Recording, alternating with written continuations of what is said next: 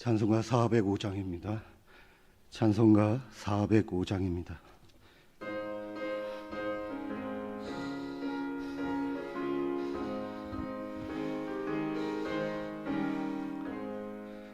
주의 친절한 발에 안기세 우리 마음의 평안하리니 항상 기쁘고 복이 되겠네. 영원하신 발에 안기세 주의 발에 그 크신 발에 안기세 주의 발에 영원하신 발에 안기세 날이 갈수록 주의 사랑이 두루 광명하게 비치고 천성 가는 길 편히 가리니 영원하신 발에 안기세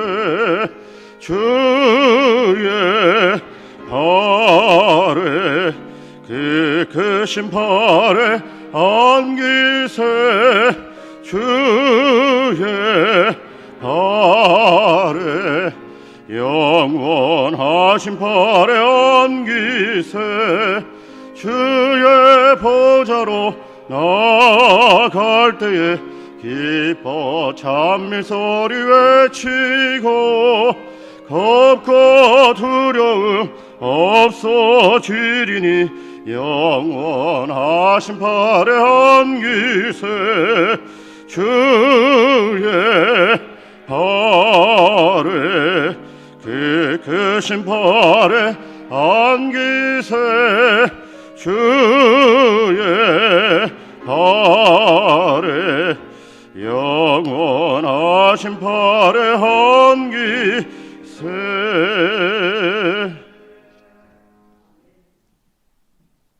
네, 이 시간 다 같이 기도하겠습니다. 교회와 일꾼과 사역을 위해, 한국교회와 나라와 민족을 위해 우리 다 함께 주여 한번 부르고 기도하겠습니다.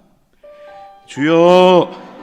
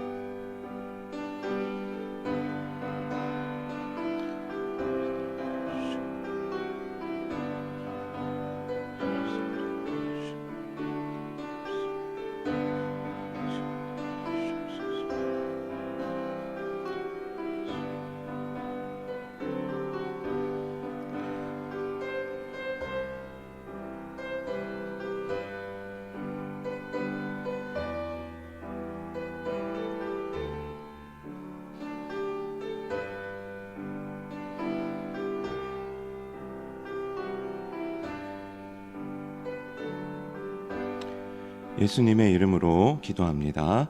아멘. 오늘 우리에게 주신 하나님의 말씀은 잠언 24장 30절에서 34절까지의 말씀입니다.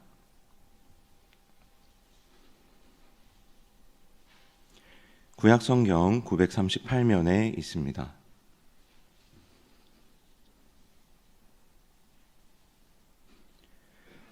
잠언 24장 30절에서 34절까지의 말씀입니다. 하나님의 말씀을 저와 여러분이 교독하여 읽도록 하겠습니다. 저부터 읽겠습니다. 내가 게으른 자의 밭과 지혜 없는 자의 포도원을 지나며 본즉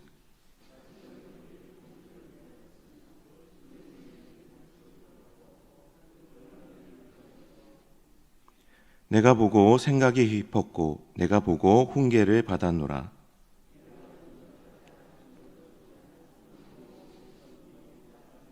함께 읽겠습니다. 내 빈궁이 강도같이 오며 내 곰핍이 군사같이 이르리라. 아멘. 네. 여러분 혹시 내일마귀라는 이야기를 들어보셨습니까? 마귀들이 모여서 그리스도인들을 공격할 수 있는 좋은 방법이 무엇인지 서로 회의를 하는 일이 있었다고 합니다. 그냥 이야기지만 그렇게 마귀들이 서로 어떻게 하면 그리스도인들을 실족하게 하고 넘어뜨릴 수 있을까 이렇게 논의하는 중에 가장 노련한 늙은 마귀가 탁월한 제안을 합니다. 그 제안은 이런 겁니다. 여러분에게 여러분 이렇게 속삭이기만 하면 됩니다. 내용이 뭐냐면 열심히 전도도 하고 또 기도도 하고 사랑도 하자. 그러나 내일부터 하자. 이 마귀의 이름이 바로 내일마귀입니다. 게으름을 1차원적으로 보면 딱 오늘 본문과 같습니다. 포도원을 관리해야 할 농부가 좀 더 자자, 좀 더 졸자, 손을 모으고 좀 더 누워있자 하는 것입니다. 여러분 그렇게 되면 포도원이 어떻게 되겠습니까? 오늘 본문의 말씀처럼 가시덤불과 거친 풀이 무성하게 자라서 돌담은 무너져 내리고 여우나 멧돼지 같은 들짐승들이 들어와서 밭을 다 망쳐놓지 않겠습니까? 보통 게으름을 생각할 때 늦지막히 일어나서 잠옷을 입은 채로 빈둥거리면서 집에서 시간을 보내는 것을 떠올립니다. 혹은 설거지거리를 싱크대에 내팽겨 쳐놓고 소파에 비스듬히 누워 종일 텔레비전만 보면서 게으름을 피우는 것을 우리는 보통 게으름이라고 생각을 합니다. 1차원적으로는 그런 모습들이 게으름의 단면일 것입니다. 하지만 이렇게만 보게 되면 쉬는 것과 게으름의 차이가 무엇인가 그 경계선이 좀 모호해지는 면이 있습니다. 그냥 그 사람이 하루 종일 아무것도 하고 있지 않다고 해서 그것이 정말 다 게으름일까 이렇게 우리가 생각을 해보면 인간에게 쉼이라고 부르는 안식은 너무 그에 비해서 중요한 것이 아닐까라는 생각이 듭니다. 심지어 안식이라는 것은 아주 성경적인 개념이기도 합니다. 사람은 때로는 쉬어야 건강도 회복하고 또 마음도 회복합니다. 쉬어야 다시 힘도 나고 창조적인 생각도 떠오르고 열정도 생깁니다. 아마도 여러분 중에는 분명히 좀 쉬어야 할 분들도 계실 겁니다. 사랑하는 여러분, 주님이 여러분에게 평안함과 또 쉼과 또 회복을 주시기를 주님의 이름으로 간절히 축원합니다. 쉴 때 평안히 쉬고 깊이 안식할 수 있어야 또 회복할 수 있고 주님을 위해서 또 힘껏 달리고 헌신할 수도 있기 때문입니다. 주님을 위해 인생을 불태울 수 있기 때문입니다. 그렇다면 게으름, 이 나태함이라고 하는 것은 도대체 무엇을 말하는 것일까요? 제가 아는 한 목사님이 게으름에 대해서 탁월한 정의를 내려주셨습니다. 저도 너무 인상적이어서 아직까지도 기억하고 있는 게으름에 대한 정의가 있습니다. 게으름이란 해야 할 일은 하지 않고 쓸데없는 일들로 바쁜 것이다. 이렇게 접근하면 게으름이 조금 더 구체적으로 와닿습니다. 정말 탁월한 정리 아닙니까? 게으름이란 해야 할 일은 하지 않고 쓸데없는 일들로 바쁜 것이다. 게으름은 그저 해가 중천에 떴는데 이불 밖으로 나오지 않고 빈둥거리기만 하는 것이 아닙니다. 게으름이란 정말 중요한 일이 있음에도 불구하고 미루어두고 그 주변을 배회하면서 쓸데없는 일만 하고 있는 겁니다. 여러분, 왜 이런 일이 일어날까요? 중요한 일이 내 주변에 많이 있는데 왜 그 중요한 일은 하지 않고 그 주변을 배회하고 그냥 이리저리 왔다 갔다 하는 일이 왜 벌어질까요? 중세교회 전통에서 게으름, 또 나태함, 태만이라고 부르는 이것은 죄악의 근원이 되는 7가지 대죄 중에 하나로 봤습니다. 그리고 별명을 붙여서 부르기를 정오의 악마다라고 불렀습니다. 왜냐하면 중세 수도원의 수도사들 중에는 열악한 생활 환경과 극한의 금욕 생활로 몸이 약해지고 미래에 대한 불안과 염려로 의욕을 잃어버린 이들이 많이 있었습니다. 기대만큼 영성과 하나님에 대한 알미 깊어지지 않자 우울과 낙심에 빠져서 수도 생활에 의욕을 잃게 됩니다. 그리고는 정오도 되지 않아서 수도하는 자리, 기도하는 자리를 슬슬 벗어나 그 주변을 배회하는 일들이 많이 있었는데 이들에게 찾아온 영적인 무기력을 그리고 태만을 정오의 악마라고 불렀습니다. 이 수도사들이 왜 이런 행동을 했을까 생각해 보면 간단히 정리하면 이런 겁니다. 힘들어서입니다. 성실하면, 부지런히 살면 힘들기 때문입니다. 김남준 목사님도 게으름이라는 책에서 게으름의 가장 큰 원인이 부지런하면 힘들기 때문이다라고 보았습니다. 그래서 부담감 때문에 벗어나지도 못하고 그렇다고 집중하지도 못한 채 주변을 방황하면서 쓸데없는 일로 시간을 보내게 되는 것입니다. 세상에 바쁘게 살아가는 사람들이 많지만 사실 그 한 사람 한 사람의 삶의 단면을 자세히 들여다보면 사실은 바쁜 척을 할 뿐이지 정작 중요한 것들은 다 놓쳐버리고 그저 목적도 없이 분주하게만 살아가는 사람들이 참 많습니다. 내가 왜 살아야 하는지, 내 인생의 목적과 또 의미가 뭔지, 내가 무엇에 헌신하고 누구를 사랑해야 할지 아무것도 고민하지 않고 살아가면서 그렇게 살아가게 되면 교육학자죠 파커 팔머가 이야기한 것처럼 언젠가 삶이 내게 말을 걸어올 때가 분명히 올 터인데 그때 뭐라고 대답할 수 있겠습니까? 삶의 의욕을 어떻게 가질 수 있겠습니까? 의미를 어떻게 찾을 수 있겠습니까? 사랑하는 여러분, 세상에서 쓸데없는 일로 분주하게 살아가면서 교회에 와서 바쁜 척하는 사람들이 간혹 있습니다. 하지만 정말로 세상에서 의미 있게 부지런히 살아가는 사람들은 오히려 겸손하고 교회에 와서도 더 열심히 잘 뜨겁게 섬깁니다. 오늘 본문에서 잠언 기자의 시선을 끄는 장면이 있습니다. 어떤 장면이죠? 대단히 아름다운 그런 장면이 아닙니다. 가시덤불과 거친 풀로 뒤덮이고 돌담이 다 쓰러진 망가진 포도밭에 잠언 기자의 시선이 멈춰 있습니다. 지나가다가 보니까 다 무너지고 망가진 포도원이 있는데 그것을 보고 이 잠언 기자는 걸음을 멈췄습니다. 그리고 한참을 서서 생각하고 또 마음속으로 깊이 느끼면서 가슴속에 새겨 넣는 것이 있었습니다.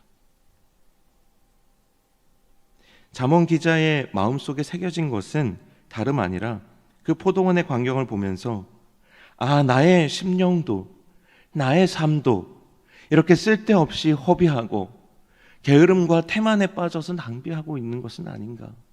그래서 내 삶이 이렇게 포도원처럼 망가져 있는 것은 아닌가. 무너져 내려 있는 것은 아닌가. 들짐승들의 먹이가 되고 놀이터가 되어 있지는 않은가. 스스로 돌이켜 생각해 보게 된 것입니다. 우리가 인생을 살아가다 보면 반드시 멈추어 생각해 보고 또 기도해 보아야 할 때가 있습니다. 쉬어야 할 때도 있고 누워야 할 때도 있고 치료받고 회복해야 할 때도 있습니다. 그런 때는 멈추고 또 쉬고 안식하고 또 새 힘을 얻어야 합니다. 여러분, 좀 쉬셔도 됩니다. 힘을 빼셔도 됩니다. 하지만 쓸데없는 일로 인생을 낭비하면서도 인생의 아주 중요한 가치들, 또 소중한 사람들 앞에서 나는 바쁘다, 나는 여유가 없다, 다음에 하자, 나중에요, 다음에, 이런 말만 계속 반복하고 있다면 사랑하는 여러분, 오늘 잠언 기자와 같이 잠시 멈추어 살피고 기도 가운데 지혜를 얻게 되시기를 축복합니다. 여러분, 하루의 삶을 의미 있게 하는데 뭐 그렇게 많은 시간이 드는 것이 아닙니다. 내가 아침을 시작하면서 주일에 담임 목사님 말씀하신 것처럼 잠시 시간 내어 성경 보기를 시작하는 겁니다. 말씀을 묵상하는 겁니다. 잠시지만 기도하는 겁니다. 자녀들과 가족들과 대화하는 것, 그들 내 사랑하는 사람들에게 헌신하는 것, 많은 시간을 필요로 하는 것이 아닙니다. 제가 어젯밤에 누워서 생각하는데 집에 와서 아이들과 보내는 시간이 얼마나 될까? 대략 계산해 보니까 저희 집 아이들은 조금 일찍 잡니다. 한 9시 정도에 재우는데 한 3시간여를 아이들하고 같이 보내게 되더라고요. 6시부터 9시까지. 그러면 그 3시간 중에 1시간은 밥 먹고 나머지 1시간은 씻고 또 양치질하고 잘 준비하고, 그럼 결국 1시간 남는데 그 1시간 동안 그냥 핸드폰으로 그냥 뉴스 기사 읽고 영상 보고 그렇게 시간 보내고 나면 시간이 금세 가죠. 생각해 보니까 딱 30분인 거예요. 가족들과 30분 대화하는 거, 얼굴 마주하고 조금 집중하는 거, 그것 하나만 하더라도 우리의 인생에 가장 소중한 사람들 챙길 수 있는 거 아닙니까? 아주 중요한 일들을 내버려 두고 나는 바쁘다, 또 여유가 없다, 또 나중에, 다음에라는 말만 계속하고 있다면 그것이야말로 참으로 정말 이제 우리가 우리의 삶을 들여다보고 잠시 멈추어 생각하고 기도하고 삶을 정비해야 할 때일 것 같습니다. 오늘 이 말씀 가운데 진정한 삶의 지혜를 얻게 되시기를 주님의 이름으로 간절히 축원합니다. 아멘. 함께 기도하겠습니다. 하나님, 오늘 귀한 말씀을 통하여서 우리의 심령에 다시금 인생의 속도를 늦추고 어디로 향하여 달려나아가야 할지 그 향방을 가늠해 보게 하시니 감사를 드립니다. 우리의 심령을 깨워주셔서, 우리의 잠들어 있는 양심을 깨워주셔서 우리의 삶을 인도하시는 주님의 음성과 우리에게 주시는 주님의 사명이 무엇인지를 돌이켜보게 하여 주시고, 쓸데없는 일에 헌신되어 분주하게만 살아가는 것이 아니라 우리의 인생의 중요한 가치들 앞에서 삶의 질서와 또 삶의 규모와 삶의 무게를 회복할 수 있는 오늘 이 하루가 될 수 있도록 인도하여 주시옵소서. 하나님, 오늘 또 긴 손으로 나오지 않고 또 주님께서 주신 물질의 일부를 떼어 기도의 제목과 함께 올려드린 손길이 있습니다. 하나님, 기쁘게 받아주시고 신실하게 응답하여 주시며 모든 물질이 하나님의 나라를 위해, 잃어버린 영혼을 위해 귀하게 쓰이게 하여 주시옵소서. 오늘 이 새벽을 섬기는 많은 손길들이 또한 있습니다. 배나 축복하여 주시고 채워주셔서 그 풍성함이 넘치게 하여 주옵소서. 예수님의 이름으로 기도하옵나이다. 아멘.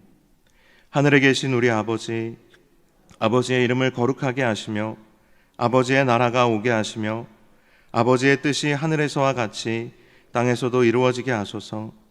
오늘 우리에게 일용할 양식을 주시고 우리가 우리에게 잘못한 사람을 용서하여 준 것 같이 우리 죄를 용서하여 주시고 우리를 시험에 빠지지 않게 하시고 악에서 구하소서.